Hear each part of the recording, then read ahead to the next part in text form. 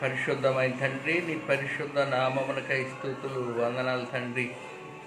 మాతో మాట్లాడండి మా ప్రభా. ఏది ఉత్తమైందో, ఏది మంచిదో, ఏది యోగ్యమైందో, ఏ మార్గములో నీ నీతిని సమాధానం ఉంటుందో మమ్మల్ని ఆ రీతిగా నడిపించండి. మాకు నీ వాక్యమనే జ్ఞానము, ఆహారము దయచేయమని, ఈ ధ్యానములో తోడుగా ఉండమని, అల్పుణ్ణైన నన్ను కనికరించమని యేసు ప్రభు నామమున వేడుకొంటున్నాం తండ్రి. ఆమెన్. ప్రియులారా, ఈరోజు 42వ దినము. ఈ దినమున మరి మనము మాట్లాడుకోపోయే అంశము దుర్బోధలు, కల్టిక్ గ్రూప్స్, కల్టిక్ రిలీజియన్స్, కల్ట్స్, హెరసీ, దుర్బోధలు, వీటి గురించి మనము మాట్లాడుకుంటూ ఉన్నాము.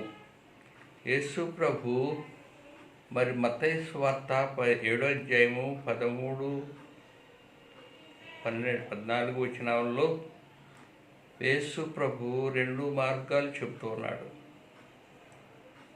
ఒకటి ఇరుకు మార్గము, ఒకటి విశాల మార్గము. నా బిడ్డలైన మీరు ఇరుకు మార్గములో ప్రవేశించాలని చెబుతున్నాడు. Christian life is like a journey. Pick the right route. When Christians were few, life was very hard. ఆది సంఘం ఏర్పడిన తర్వాత పరిశుద్ధాత్మ దేవుడు కృమ్మరింపబడి సంఘం ఏర్పడి స్పీడ్గా పెరుగుతున్న దినాల్లో క్రైస్తవ విశ్వాసులు చాలా తక్కువ మంది ఉన్నారు. వారికి వచ్చిన శ్రమలు, కష్టాలు అనేకమున్నాయి. వారు మరి యేసు ప్రభుని ప్రూవ్ చేయవలసి ఉన్నారు. యేసు ప్రభు ఎలాగూ దేవుడు అని చెప్తుంటే దాన్ని ప్రూవ్ చేయటం చాలా కష్టం అవుతుంది. యేసు ప్రభు శిలువ మీద శ్రమ పొంది మరణించాడు, చచ్చిపోయాడు. అయితే మీకు వచ్చేది ఏంటి అని అడుగుతున్నారు. ఆయన పరలోకానికి వెళ్ళాడు, అక్కడ ఉన్నాడు సుఖంగా, మీకు కలిగేది ఏంటి అని అడుగుతున్నారు. ఇలాంటి రకరకాలైన చిక్కు ప్రశ్నలతో మనుషులు వారి యొక్క అవిశ్వాసాన్ని, అశ్రద్ధ తెలియచేస్తూ ఉండగా క్రైస్తవ సంఘము ఇలాంటి ఇబ్బందుల్ని, ఇరుకు మార్గాన్ని నడవలసి వచ్చింది. ఇలాంటి సమస్యల్ని ఫేస్ చేసి వారి మధ్య ఛాలెంజింగ్ ప్రూవ్ చేయాలి. యేసు ప్రభు దేవుడని రుజువుపరచవలసిన క్లిష్టమైన, కష్టమైన పరిస్థితుల్ని సంఘం ఎదుర్కొంది. యేసు ప్రభు చెప్తుంది ఏంటంటే, ఇరుకు మార్గమున ప్రవేశించండి. ఇరుకు మార్గమున అది జీవ మార్గము. అనేకులు విశాల మార్గమున పోతారు, కానీ అది నాశనకరమైన మార్గము. Christian life is like a journey. Pick the right route. When Christians వర్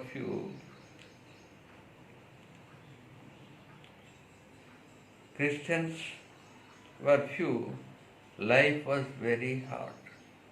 ఈ క్రైస్తవ జీవితాన్ని ఫేస్ చేయటానికి, ఛాలెంజింగ్గా ఇతరులకి చూపించటానికి, ఇతరుల మధ్య సాక్షార్థంగా ఉండటానికి చాలా కష్టమైంది. ప్రియులారు, ఇప్పుడు కూడా కష్టమే. క్రైస్తవులు కాని వారికి ఈజీ, కానీ ఇరుకు మార్గములో పోని వారికి, విశాల మార్గములో పోయేవారికి ఈ మార్గం ఈజీగా ఉంటుంది. కానీ మరి ఇరుకు మార్గంలో పోయేవారికి ఇప్పుడు కూడా కష్టాలు ఉంటూ ఉన్నాయి. ఇవి ఏర్పడటానికి ఈ మార్గంలో ఎలాంటి చిక్కులు ఉన్నాయో కొన్ని విషయాలు నేను ఈ మధ్య మీకు వివరించాలని కోరుతున్నాను.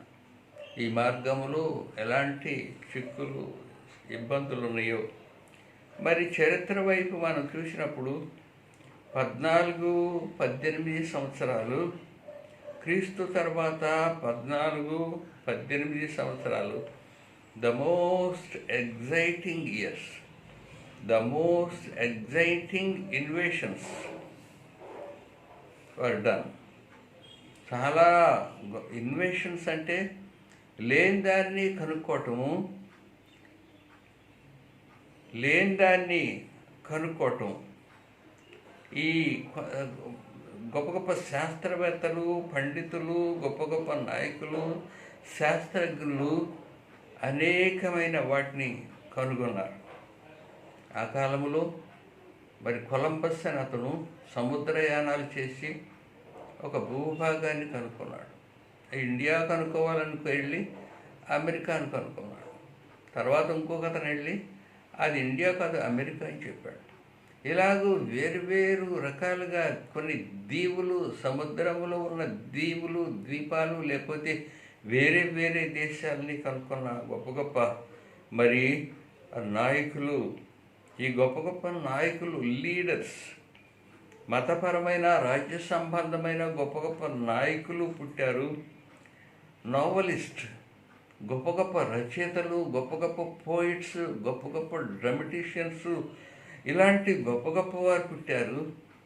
గొప్ప గొప్ప మరి రిలీజియస్ ఫాదర్స్, మతపరమైన నాయకులు, రిలీజియన్స్ స్థాపించిన వారు, సిద్ధాంతాల్ని, నీతి మార్గాలు కావాలని సిద్ధాంతాలు రాసిన మతాలని స్థాపించిన వారు, స్థాపకులు, మోనార్క్స్, గొప్ప గొప్ప చక్రవర్తులు, రాజులు, గొప్ప గొప్ప ఫ్రీడమ్ ఫైటర్స్, గొప్ప గొప్ప సైంటిస్ట్స్, ఇంకా అనేక మంది ఈ కాలంలో మిడిల్ ఏజెస్లో మరి గొప్ప గొప్పవారు పుట్టారు. గొప్ప గొప్ప మహావ్యక్తులు పుట్టి దేశానికి ఇలాంటి అభివృద్ధిని తెచ్చారు. ప్రియులారా, 1642 నుండి 1727 సర్ ఐజక్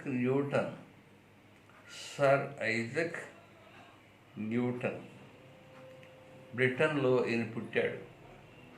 1642 నుండి 1727 ఈ సంవత్సరాల్లో సర్ ఐజక్ న్యూటన్ బ్రిటన్లో ఉన్న గొప్ప scientist. He was inspired by Italian scientist Galileo అనే గొప్ప సైంటిస్ట్, ఇటలీలో ఉన్న సైంటిస్ట్ని వల్ల ఇతను ఐజక్ న్యూటన్ ఇన్స్పైర్ అయ్యి ఆ సైన్స్ని పెంపొందించడానికి హీ వాజ్ ద మరి మోడర్న్ సైన్స్. ఒకళ్ళ గెలీలియో మరి ఎవరు కానీ the father of modern science. ఆధునిక సైన్స్ అంతటికి మూలకారకుడు, ఆధునిక సైన్స్కి ఫండమెంటల్స్ నేర్పినవాడు, ఫండమెంటల్స్ సైన్స్ యొక్క సూత్రాలని మరి నేర్పినవాడు, బేస్డ్ ఆన్ ఎక్స్పెరిమెంటల్ ప్రూఫ్స్. ఈ సైన్స్ని ఎక్స్పెరిమెంట్ చేసి రుజువుల ద్వారా తెలుసుకున్నవాడు. రుజువుపరచాలి ప్రతి విషయాన్ని, అనేకమైన ఎక్స్పెరిమెంట్ చేసి వాటిని రుజువు చేసి గొప్ప గొప్ప సైంటిఫిక్ విషయాల్ని రుజువు చేసి ప్రజలకి ప్రయోజకరంగా మార్చినవారు. And the law of motion, theory of gravity. భూమి మీద వస్తువులు ఉంటే ఒక వస్తువు అక్కడ పెడితే ఆ వస్తువు అక్కడే ఉండాలి. కొంతమంది సోమరులు ఉంటారు. ఆ సోమరులు ఆ ఇంట్లో ఎక్కడున్న వస్తువులు అక్కడే ఉంటాయి. అక్కడున్న చీపురు అక్కడే ఉంటుంది, అక్కడున్న ఇంట్లో తుక్కు అక్కడే ఉంటుంది, అక్కడున్న డేక్షలు అక్కడే ఉంటాయి, అక్కడున్న ప్లేట్లు అక్కడే ఉంటాయి. ఆకలి అయినప్పుడు కడుక్కొని తింటారు. అక్కడున్న బట్టలు అక్కడే ఉంటాయి, బయటికి వెళ్ళేటప్పుడు దులుపుకొని వేసుకెళ్తారు. మరి కొన్ని మనుషులు వాటిని వాడుకోకపోతే అక్కడ వస్తువులు అక్కడే ఉంటాయి. ద లా ఆఫ్ మోషన్ ఏంటంటే ఎక్కడ వస్తువులు అక్కడ ఉండాలి కదా.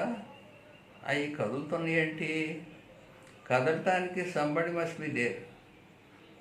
వస్తువులు కదలటానికి, పనులు జరగటానికి, మరి పంటలు పండటానికి, భూమి నడవటానికి, ప్రజల యొక్క మనుగడ, ప్రజల యొక్క ఎగ్జిస్టెన్స్, భూమి యొక్క సృష్టి యొక్క existence something must be there.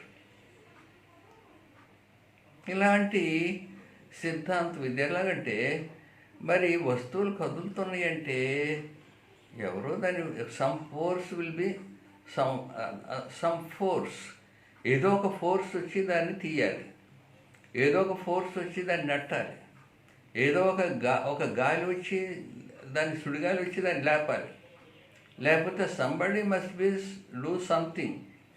ఏదైనా చేయకపోతే ఎక్కడి వస్తువులు అక్కడే ఉంటాయి, ఎక్కడే ఉంటాయి, సృష్టి అలాగే ఉంటుంది. ఏంటి ఈ కదలటానికి కారణాలు ఏంటి, ఈ మోషన్స్కి కారణాలు ఏంటి, ఈ యొక్క ఉనికి పట్లు మూమెంట్స్కి అన్నిటికీ కారణాలు ఉన్నాయని మరి సైంటిస్టు కనిపెట్టాడు. ఇంకా థియరీ ఆఫ్ గ్రావిటీ భూమి యొక్క ఆకర్షణ శక్తి ఉందని కనిపెట్టాడు. యాపిల్ పండు పైకేస్తే అది కింద పడింది. కింద పడటానికి కారణం ఏంటి? దేర్ ఈజ్ సంథింగ్, ఏదో పవర్ ఉంది, ఏదో శక్తి ఉంది. భూమిలో ఏదో ఆకర్షణ శక్తి, పైకేసింది పైకి పోతానే ఉండాలి. ఒక వస్తువుని మనం నెట్టినప్పుడు అది పోతానే ఉండాలి. ఆగిపోయిందేంటి? ఒక బంతిని మనం డొల్లించినప్పుడు అది పోతానే ఉండాలి. అక్కడ ఆగిపోయిందేంటి? ఒక వస్తువు మనం పైకి విసిరినప్పుడు అది పైకి పోతానే ఉండాలి, మళ్ళీ తిరిగి భూమి మీదకి వస్తుందేంటి? Something is there. అదేంటంటే గ్రావిటీ ఆఫ్ ఎర్త్, భూమి యొక్క ఆకర్షణ శక్తి. భూమి థియరీ ఆఫ్ గ్రావిటీ, భూమికి ఏదో ఆకర్షణ శక్తి ఉంది, అందువల్ల భూమి వల్ల ఈ ఆకర్షింపబడుతున్నాయి మరి అని చెప్తూ వచ్చాడు. ఆ దినాల్లోనే కొన్నిసార్లు అంతకుముందు భూమి ఫ్లాట్గా ఉండేది, బల్లపరుపుగా ఉండేది అని నమ్మారు. లేదు భూమి గుండ్రంగా ఉందంటే అని చంపేశారు చాలామందిని. ఏంటి నువ్వు తప్పుడు సిద్ధాంతం, వేరే సిద్ధాంతం, హెరస్సీ, నువ్వు వేరే సిద్ధాంతాలు చెబుతున్నావని గొప్ప పండితులు భూమి గుండ్రంగా ఉందన్న వాళ్ళని చంపేశారు. వాళ్ళు నమ్మిన దానికి విరుద్ధంగా చెప్తే చంపేశారు. హెరస్సీ ఉండకూడదు, హెరస్సీ వద్దు అని చెప్పి అలా చంపేశారు. అయితే కొంతమంది భూమి గుండ్రంగా ఉంది, భూమికి ఆకర్షణ శక్తి ఉంది, భూమి చుట్టూ తిరుగుతుంది, భూమికి ఏదో చలనం ఉంది, ఇవన్నీ కూడా కనిపెట్టిన వారు. The law of motion, the theory of gravity, ఇలాంటివి కనిపెట్టిన వారు మరి సర్ ఐజక్ న్యూటన్. ఆయన బ్రిటన్లో జన్మించిన సైంటిస్ట్, గొప్ప సైంటిస్ట్. 1642 నుండి 1727 వరకు గొప్ప scientist. He was inspired by Italian scientist, a great Italian scientist, Galileo. He is the father of modern science based on experimental proofs. Proof కావాలి. ప్రూఫ్స్ మీద రుజువుపరిచాడు. అన్ని సిద్ధాంతాలన్నింటినీ సైంటిస్టులు రుజువుపరిచి ప్రజలకి ప్రయోజకరంగా కన్నులు తెరిచారు. పిల్లలారా, ఇది రిలీజియన్స్లోకి వచ్చినప్పుడు ఎలా ఉంది? ఈ సైన్స్, రిలీజియన్, సైంటిఫిక్ ప్రూఫ్స్ కావాలి. సైన్స్ ఏం చెబుతుందంటే ప్రూఫ్ ఉంటేనే నమ్ముతాం. ఇది రిలీజియన్ మీద ఎలాంటి ఎఫెక్ట్ చూపెట్టింది ప్రియులారా, అది నేను మాట్లాడిపోతున్నా. రిలీజియన్ మీద, లేకపోతే ఆత్మ సంబంధమైన దైవ సంబంధమైన దైవ కార్యముల మీద ఎలాంటి ఎఫెక్ట్ చూపెట్టింది. 18వ శతాబ్దంలో ఇవన్నీ మరి ఈ సైంటిస్టులు బాగా పెరిగి, సైన్స్ బాగా పెరిగి, పెద్దానికి రుజువు కావాలి. రేషనలిజం అంటే వింటే కాదు, చూస్తే నమ్ము. దానికి ప్రూఫ్ కావాలి. నువ్వు విన్నంత మాత్రమే కాదు నమ్మేది, నువ్వు వాటిని చూస్తేనే నమ్ము. చూడాలి, అనుభవించాలి, టచ్ చేయాలి, ముట్టుకోవాలి, అది రుజువుపరచాలి. ఏది మంత్రం కానీ, తంత్రం కానీ, కనికట్టు కానీ, లేకపోతే ఇలాంటివి కాదు. ఒక విషయాన్ని రుజువుపరచాలి, నువ్వు చూడాలి, నువ్వు అనుభవించాలి, నువ్వు తెలుసుకో, అప్పుడే నమ్మాలి. వినటం మాత్రమే కాదు, చూసినప్పుడే నవ్వు. ప్రూఫ్ కావాలి, ప్రతిదీ కూడా ప్రూఫ్ కావాలి. ఇలాంటి సిద్ధాంతాలు రిలీజియన్ మీదకి వచ్చినప్పుడు మరి చూస్తేనే నమ్మాలి. అది రేషనలిజం. అనిపిస్తేనే, చూస్తే కాదు, చూడాలి, వింటే కాదు, చూసి అనిపించేనే నమ్ము. రేషనలిజం. ఇది మతం మీదకి, రిలీజియన్ మీదకి వచ్చింది. ఇంకోటి సాల్మన్ కాలంలో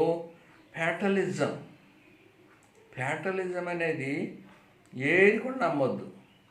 నువ్వు భూమి మీద ఎవరిని నమ్మొద్దు, నువ్వేది కూడా నమ్మొద్దు.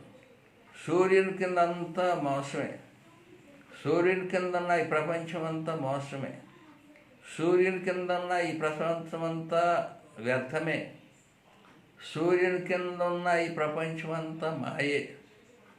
సూర్యుని పైనున్న ఆకాశంలో ఉన్న దేవుని చూడకుండా భూమి మీద ఉన్న సూర్యుని కింద ఉన్నదంతా కూడా వ్యర్థమని చెప్పాడు. నువ్వెంత ఆస్తి సంపాదించినా, నువ్వెంత గొప్పవాడువైనా, నువ్వెంత పేరు ప్రతిష్టలు సంపాదించినా, నువ్వెంత కీర్తి సంపాదించినా, నువ్వెంత జ్ఞానివైనా, నువ్వు ఎన్ని బిల్డింగ్స్ కట్టినా, నువ్వెంత ఆర్కిటెక్ట్ అయినా, అంత కూడా వేస్ట్. సూర్యుని కింద ఉన్నదంతా వ్యర్థం. ఫ్యాటలిజం.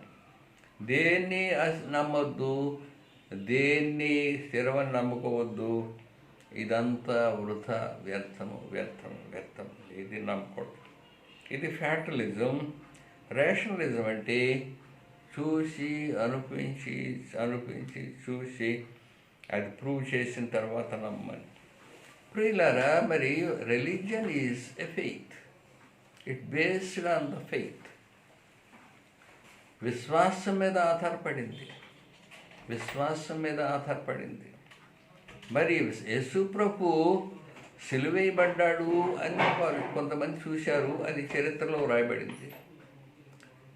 ఆయన పునరుత్థానుడయ్యాడు, పరలోకానికి వెళ్ళాడు, మళ్ళీ తిరిగి వస్తానని చెప్పాడు, కొంతమంది చూశారు. గాస్పుల్స్ చరిత్రలో వ్రాయబడి.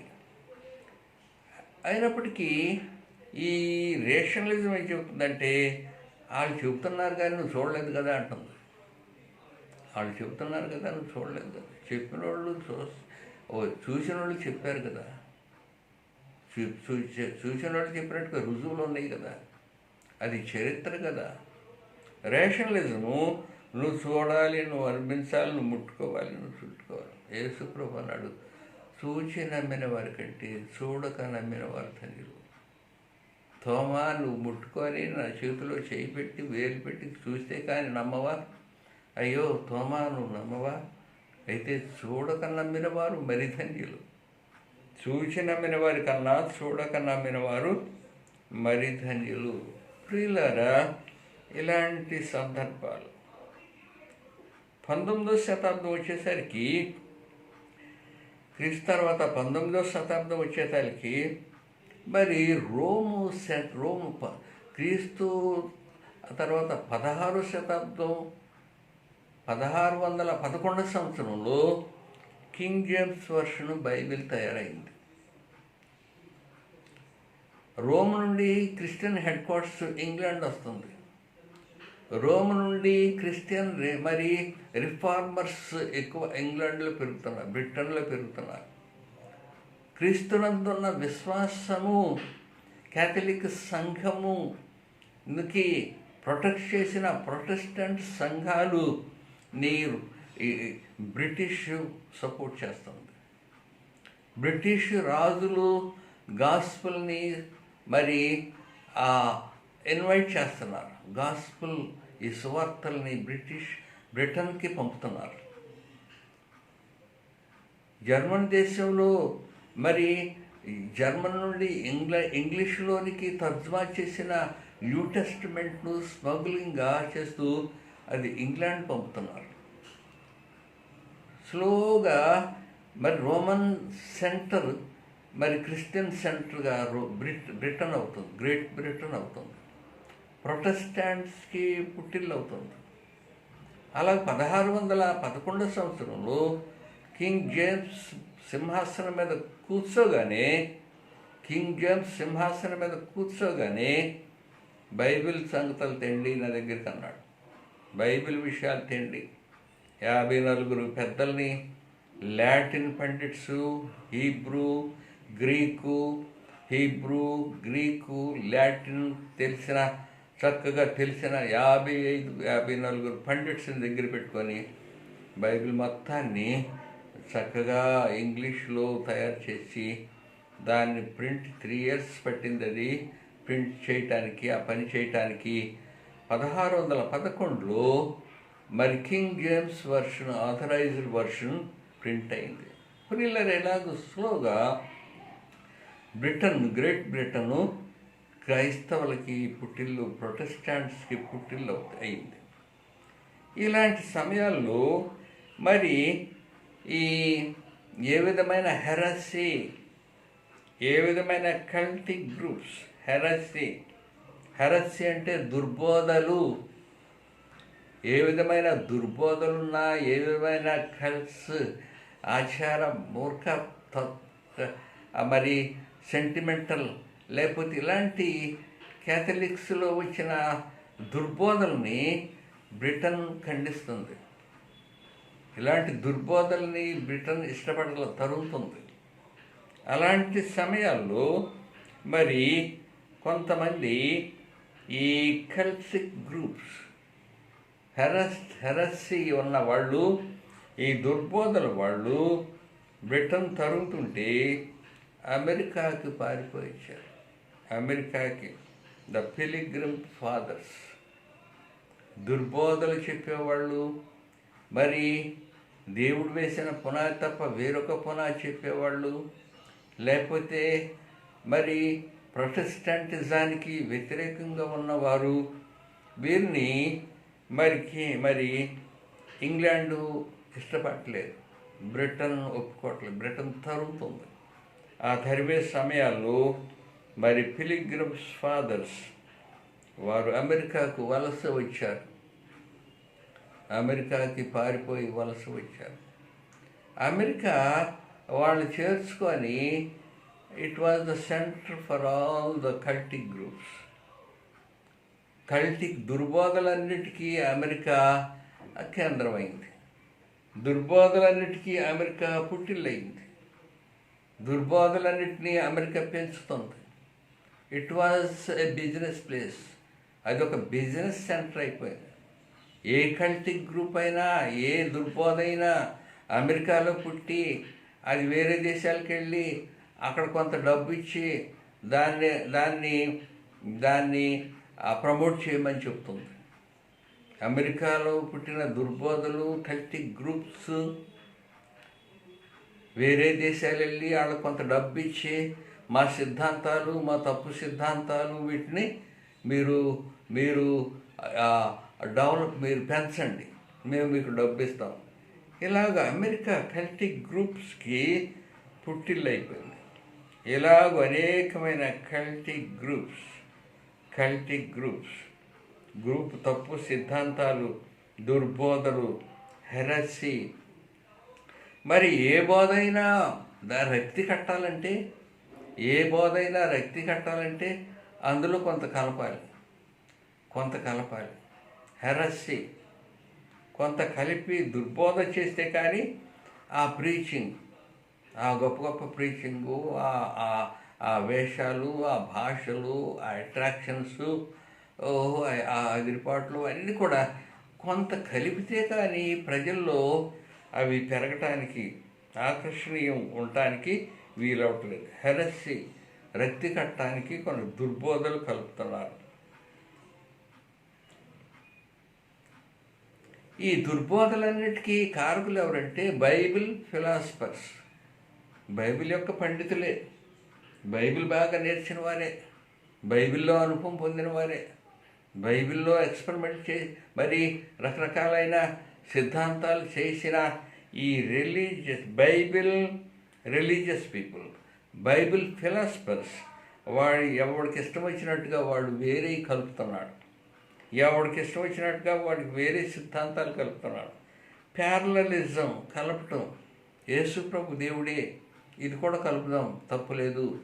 పరిశుద్ధాత్మ దేవుడే, ఆయన ఈ పని కూడా చేస్తాడని కలుపుదాం, తప్పులేదు. పరిశుద్ధాత్మ దేవుడే ఇలాగ మంత్రతంత్రాలు ఉన్న హీలింగ్స్ ఇలాంటివి కూడా కలుపుదాం, తప్పులేదు. ప్యారలలిజం, ఇది ప్యారలలిజం. కల్టిక్ గ్రూప్స్లో మరి great philosophers, Bible philosophers, scholars ఎవరిష్టానుసారముగా వారు బోధించటము, దాన్ని కొంత కలపటము, అది కొంత ఎక్స్పాండ్ అవ్వాలంటే దానికి కొంత రక్తి కట్టాలంటే కొంత దుర్బోధ, హెరిస్సే, కొంత అబద్ధాలు, కొంత మరి ఉద్రేకాలు, భావోద్రేకాలు పెంచటం, మరి ఇలాగూ వచ్చినాయి. ప్యారలలిజం, కొంత యాడ్ చేస్తున్నారు, కొంత కలుపుతున్నారు.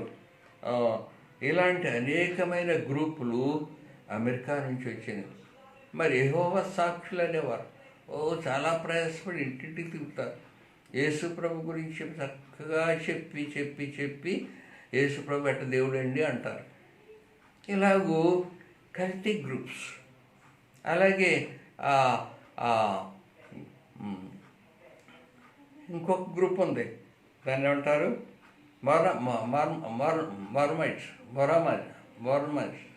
వాళ్ళు ఈ బైబిల్కి ఇంకా కొంతమంది సెయింట్స్ ఉన్నారు. ఈ బైబిల్ సెయింట్సే కాదు, ఇంకా కొంతమంది మార్మన్ గ్రూప్స్ ఉన్నారని పెద్ద బైబిల్ తయారు చేసి ఇంకా కొంతమందిని యాడ్ చేస్తుంటారు. అలాగే రకరకాలైన మరి కల్టిక్ గ్రూప్స్, చాలా చాలా చాలా కల్టిక్ గ్రూప్స్ ఉన్నాయి. ఆ గ్రూప్స్లో గ్నోస్టిజం సిద్ధాంతాలు ఉన్నాయి. ఆ గ్రూప్స్లో వేరే వేరే తప్పు సిద్ధాంతాలు ఉన్నాయి. వీటన్నిటినీ కలిపి మరి బైబిల్ని పెద్ద చేసి వాళ్ళ యొక్క మరి